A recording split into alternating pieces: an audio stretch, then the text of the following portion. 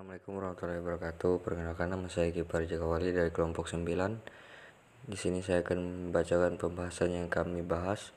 Yang pertama, pengertian rahasia bank. Yang kedua, arti pentingnya rahasia bank dalam bisnis perbankan. Dan yang ketiga, dasar pemikiran ketentuan rahasia bank. Dan yang keempat, teori rahasia bank. Yang kelima, cakupan rahasia bank dalam kegiatan usaha perbankan syariah.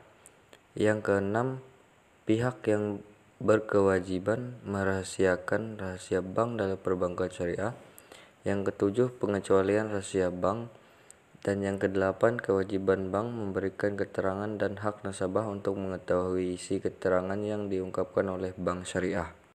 Yang kesembilan, pelanggaran rahasia bank. Yang kesepuluh, sanksi atas rahasia bank dalam bisnis perbankan. Yang kesebelas, kelemahan ketentuan rahasia bank. Baiklah, yang pertama, pengertian rahasia bank. Di sini ada 3 pengertian.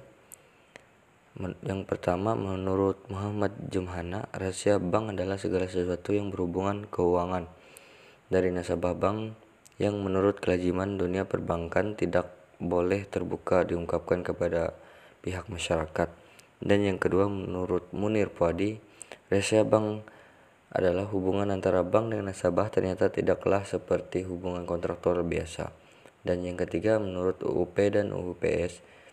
Yang pertama, menurut UUP, rahasia bank adalah segala sesuatu berhubungan dengan keterangan nasabah, penyimpan dan simpanannya. Sedangkan menurut UUPS, rahasia bank merupakan segala sesuatu yang berhubungan dengan keterangan mengenai nasabah, penyimpan dan simpanannya serta nasabah dan investor dan investasinya. Arti penting rahasia bank dalam bisnis perbankan. Bank sangat berkepentingan agar kadar kepercayaan masyarakat yang sudah maupun yang akan menyimpan dananya maupun yang telah menggunakan jasa-jasa bank lainnya terpelihara dengan baik dalam tingkat tinggi. Ketentuan mengenai rahasia bank merupakan hal yang sangat penting bagi nasabah, penyimpan dan simpanannya maupun bagi kepentingan dari bank itu sendiri. Sebab apabila nasabah penyimpan ini tidak mempercayai bank di mana ia menyimpan simpanannya, tentu ia tidak akan mau menjadi nasabahnya. Dasar pemikiran ketentuan rahasia bank. Di sini ada 3 penjelasan. Yang pertama, kerahasiaan bank itu diperlukan karena bank sebagai suatu lembaga kepercayaan. Dan yang kedua, undang-undang mewajibkan bank, pegawai dan terafiliasinya untuk menjaga kerahasiaan. Setidaknya karena pembuat undang-undang menyadari bahwa peran bank dalam pembangunan negara adalah suatu yang dominan. Dan yang ketiga, adanya asas praduga tak bersalah atau presumption of innocence, sehingga kejahatan baru menjadi terang benderang bersalah setelah adanya suatu putusan dari pengadilan yang berkekuatan hukum tetap. Assalamualaikum warahmatullahi wabarakatuh. Nama saya Triwayuni. Di sini saya akan melanjutkan materi dari Kifari. 4. Teori rahasia bank. Ada 2 teori tentang rahasia bank, diantaranya yaitu 1. Teori rahasia bank yang bersifat mutlak. Teori ini bahwa bank mempunyai kewajiban untuk menyimpan rahasia atau keterangan mengenai nasabahnya. 2. Teori rahasia bank yang bersifat relatif. Teori ini, bank diperbolehkan untuk membuka rahasia atau memberikan keterangan nasabah mengenai nasabahnya jika untuk kepentingan yang mendesak, misalnya untuk kepentingan negara dan hukum. 5. Cakupan rahasia bank dalam kegiatan usaha perbankan syariah. Cakupan rahasia bank dalam kegiatan usaha perbankan syariah dibatasi, di antaranya yaitu 1. Keterangan mengenai nasabah, penyimpan dan simpanannya, serta nasabah, investor dan investasinya. 2. Bank dan pihak terafiliasi berkewajiban memegang teguh kerahasiaan keterangan mengenai nasabah, kecuali hal itu tidak dilarang oleh undang-undang. 3. Informasi mengenai segala sesuatu yang berhubungan dengan keterangan mengenai nasabah. 6. Pihak-pihak yang berkewajiban merahasiakan rahasia bank dalam perbankan syariah. 1. Pegawai bank. Menurut pasal 47 ayat 2 Undang-Undang Nomor 10 Tahun 1998, pegawai bank adalah semua pejabat dan karyawan bank. Maka berarti rahasia bank berlaku bagi siapa saja yang menjadi pegawai bank. 2. Mantan pegawai bank.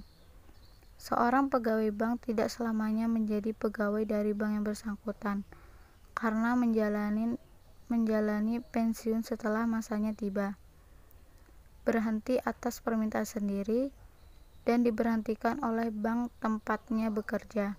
3. Pihak terafiliasi dalam pasal 47 dengan pihak terafiliasi lainnya ialah selain anggota Dewan Komisaris, direksi dan pegawai bank, adalah siapapun yang memberikan jasanya kepada bank, seperti akuntan publik, konsultan, dan pemegang saham. 7. Pengecualian rahasia bank. 1. Untuk kepentingan perpajakan yang diatur dalam pasal 41. 2. Untuk kepentingan piutang bank diatur dalam pasal 41A. 3. Untuk kepentingan peradilan pidana diatur dalam pasal 42. 4. Untuk kepentingan pemeriksaan peradilan perdata diatur dalam pasal 43. 5. Untuk kepentingan tukar-menukar informasi antara bank diatur dalam pasal 44. 6. Untuk kepentingan pihak lain yang ditunjuk nasabah diatur dalam pasal 44A. Mengenai kewajiban bank memberikan keterangan dan hak nasabah untuk mengetahui isi keterangan yang diungkapkan oleh bank syariah. Jadi, kewajiban bank syariah memberikan keterangan kerahasiaan nasabah adalah bahwa bank berkewajiban memberikan keterangan terkait data maupun isi rekening nasabah yang bersangkutan kepada pihak tertentu, berdasarkan undang-undang guna suatu kepentingan tertentu. Nasabah berhak untuk mengetahui isi keterangan yang meminta perbaikan atas keterangan yang salah dalam pengungkapannya. Hak nasabah tersebut tertuang dalam ketentuan pasal 49 Undang-Undang Nomor 21 Tahun 2008. Pelanggaran rahasia bank. Di sini pelanggaran rahasia bank terbagi menjadi dua, yaitu yang pertama, pelanggaran perdata. Di negara memberikan kewajiban bank hanya sebagai kewajiban yang timbul dari hubungan kontraktual di antara bank dan nasabah. Namun kewajiban kontraktual tersebut dapat disimpangi apabila kepentingan umum menghendaki dan apabila secara tegas dikecualikan oleh undang-undang tertentu. Sedangkan mengenai pelanggaran pidana, yaitu pelanggaran rahasia bank sebagai pelanggaran pidana misalnya Swiss Austria, Korea Selatan, Prancis, Luxembourg, dan Indonesia sendiri, dan beberapa negara lainnya. Adapun mengenai sanksi atas rahasia bank dalam bisnis perbankan. Jadi, menurut sistem undang-undang perbankan, maka sanksi pidana atas pelanggaran prinsip kerahasiaan bank ini bervariasi. Ciri khas dari sanksi pidana terhadap pelanggaran prinsip rahasia bank yaitu terdiri sebagai berikut. Yang pertama, terdapat ancaman hukuman minimal di samping ancaman hukuman maksimal. Dan yang kedua, antara ancaman hukuman penjara dengan hukuman denda bersifat kumulatif bukan alternatif. Kelemahan ketentuan rahasia bank. Jadi, pada penanganan kasus-kasus yang menyangkut rahasia bank seringkali membuat pihak penyidik, penuntut umum, atau hakim meminta keterangan ahli dari Bank Indonesia sebagai lembaga yang bertanggung jawab dalam pembinaan dan pengawasan bank dalam memberikan keterangan oleh sanksi ahli.